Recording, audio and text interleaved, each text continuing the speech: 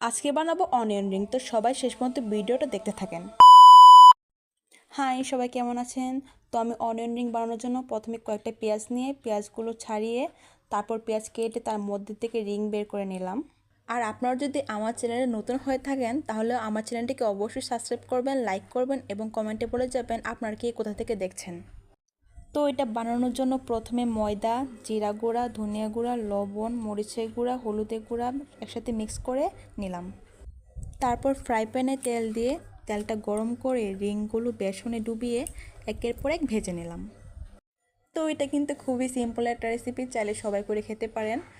আগের মাংস রান্নার রেসিপিটাতে ভালো রেসপন্স পেয়েছিলাম, আপনারা চাইলে আইডিতে গিয়ে সেই ভিডিওটি দেখতে পারেন। আশা করি এই ভিডিওটা আপনাদের কাছে ভালো লাগবে। তো রিংগুলো এই তো হালকা ভেজে নামিয়ে নিয়েছি। এই তো হয়ে গেল আমাদের অনিয়ন রিং।